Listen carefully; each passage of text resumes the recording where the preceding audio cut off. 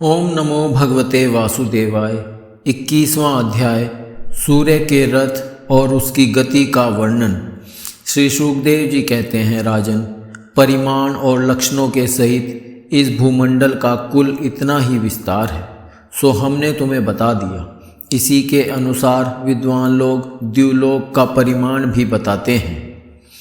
जिस प्रकार चना मटर आदि के दो दलों में से एक का स्वरूप जान लेने से दूसरे का भी जाना जा सकता है, उसी प्रकार भूलोक के परिमाण से ही द्युलोक का भी परिमाण जान लेना चाहिए। इन दोनों के बीच में अंतरिक्ष लोक है, यह इन दोनों का संधि स्थान है।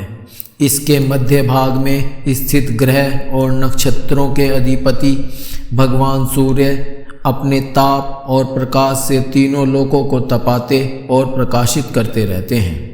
वे उत्तरायण, दक्षिणायन और विषुवत नाम वाली क्रमशः मंद, शीघ्र और समान गतियों से चलते हुए समयानुसार मकर आदि राशियों में ऊंचे नीचे और समान स्थानों में जाकर दिन रात को बड़ा छोटा या समान करते हैं। जब सूर्य भगवान मेष या तुला राशि पर आते हैं तब दिन रात समान हो जाते हैं। जब वर्ष आदि 5 राशियों में चलते हैं तब प्रति मास रात्रियों में से एक एक घड़ी कम होती जाती है और उसी हिसाब से दिन बढ़ते जाते हैं। जब वृश्चिक आदि 5 राशियों में चलते हैं तब दिन और रात्रियों में इसके विपरीत परिवर्तन होता है। इस प्रकार दक्षिणायन आरंभ होने तक दिन बढ़ते रहते हैं और उत्तरायण लगने तक रात्रियां। इस प्रकार पंडित जन मानसोत्तर पर्वत पर सूर्य की परिक्रमा का मार्ग 9 करोड़ 51 लाख योजन बताते हैं। उस पर्वत पर मेरु के पूर्व की और इंद्र की देवधानी, दक्षिण में यमराज की संयमनी, पश्चिम में वरुण की निम्नलोचनी और उत्तर में चंद्रमा की विभावरी नाम की पुरियां हैं। इन पुरियों में मेरु के चारों ओर समय समय पर सूर्योदय, मध्याह्न, सायंकाल और अर्धरात्रि होते रहते हैं। इन्हीं के कारण संपूर्ण जीवों की प्रवृत्ति या निवृत्ति होती है। राजन, जो लोग सुमेरु पर रहते हैं उन्हें तो सूर्यदेव सदा मध्याह्न कालीन रहकर ही तपाते रहते हैं। वे अपनी गति के अनुसार अश्विनी आदि नक्षत्रों की ओर जाते हुए यद्यपि मेरु को बाईं ओर रखकर चलते हैं तो भी सारे ज्योतिर्मंडल को घुमाने वाली निरंतर दाईं ओर बहती हुई प्रवाह वायु द्वारा घुमा दिए जाने से वे उसे दाईं ओर रखकर चलते जान पड़ते हैं। जिस पुरी में सूर्य भगवान का उदय होता है उसके ठीक दूसरी ओर की पुरी में वे अस्त होते मालूम होंगे और जहाँ वे लोगों को पसीने पसीने करके तपा रहे होंगे उसके ठीक सामने की ओर आधी रात होने के कारण वे उन्हें निद्रावश किए होंगे।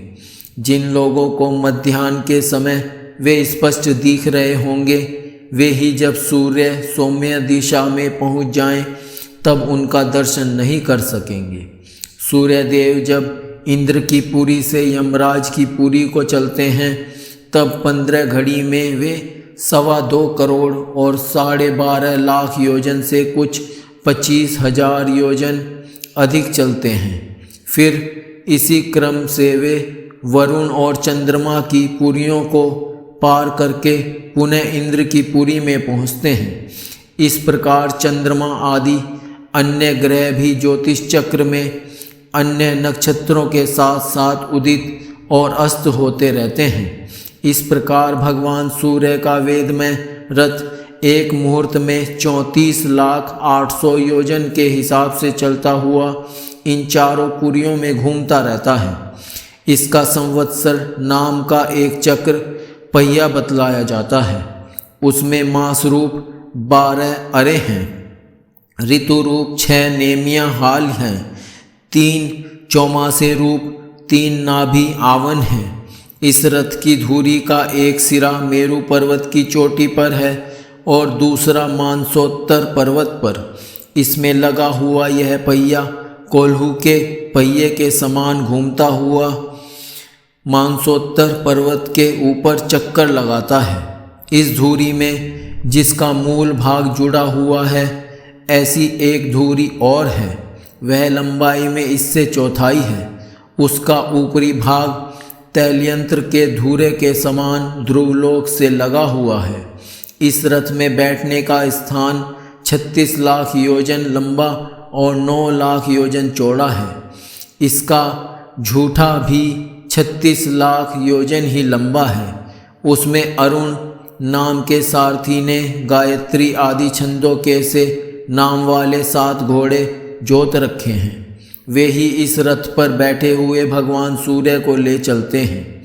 सूर्य देव के आगे उन्हीं की ओर मुँह करके बैठे हुए अरुण उनके सारथी का कार्य करते हैं। भगवान सूर्य के आगे अंगूठे के पोरुए के बराबर आकार वाले वालखिल्यादि 60,000 ऋषि स्वास्ति वाचन के लिए नियुक्त हैं। वे उनकी स्तुति करते रहते हैं।